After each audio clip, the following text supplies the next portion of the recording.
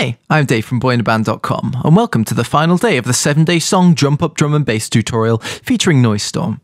Yesterday we put the track in order with the arrangement and talked about the notes and fills, and today we'll look at mixing and mastering advice and finish up by listening to the final finished track. So let's take a look at the mixing on this track. If we just go to this section I've looped here of the drop and play it.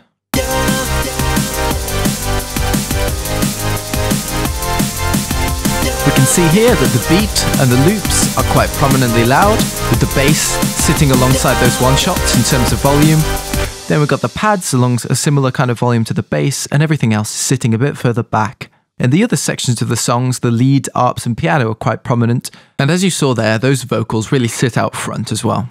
So just like most dance music, drums and bass out the front, make sure those leads and vocals come out nice and prominent, and those pads and effects can sit a bit further back in the mix. And you've already seen the track build up in terms of EQing. This is the kind of thing you get an ear for over time, but I've chatted with Noise Storm to ask his advice on some specifics and some more general things to keep in mind when mixing. So without further ado, here's the advice Noise Storm has on the subject.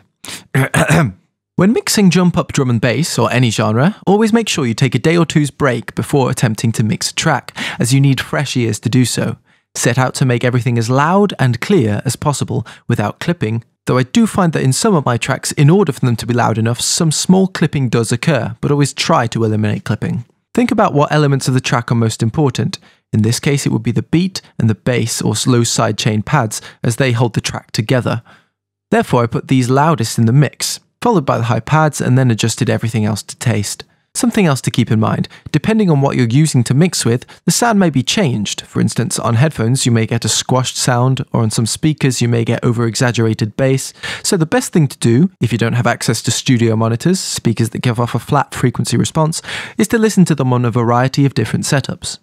Once you have everything sitting nicely in the mix, I found that the master compressor in Record can add a nice balance to the mix when I set it to a high threshold, a medium attack, and the ratio to 2, but really play around with it and see what sounds good for you.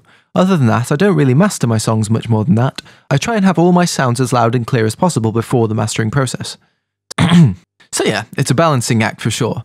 And this is one of those things that you'll start to get a feel for after you've made a bunch of songs. Noise Storm has made around 50 songs to get to this point. I know I've done something similar, so if you're a beginner, don't get discouraged. Keep at it and eventually you'll notice things start to sink in. And here are some last bits of advice, in no particular order.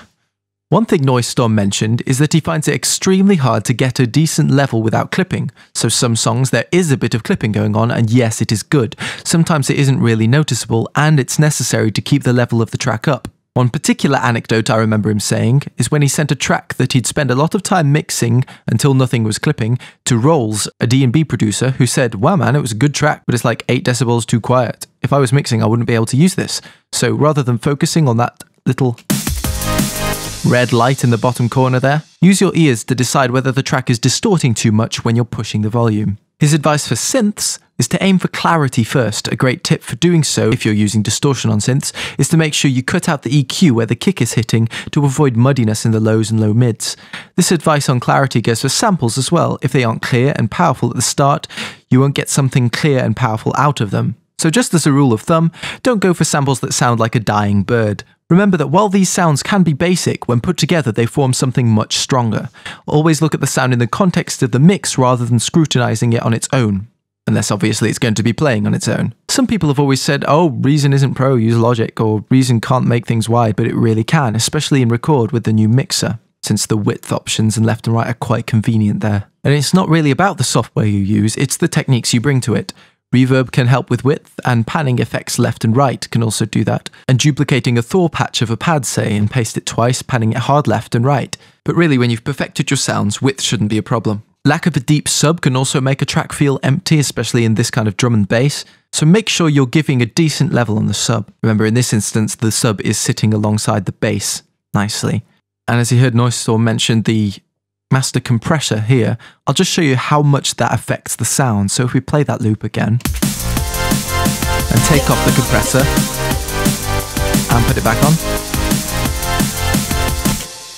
I heard this more on my speakers than on my headphones, but it really does balance everything out quite nicely and squashing it pleasantly with a tiny bit of threshold and gain. Most importantly of all though, It does take years of practice to refine your ear for EQing and compression, synth making and mixing and all the other techniques that add up to a good mix. Doing tutorials like this is a good start, but make sure you're also making a lot of music and asking for advice on how to improve it. Don't get offended by criticism, just see if you can learn anything from the advice.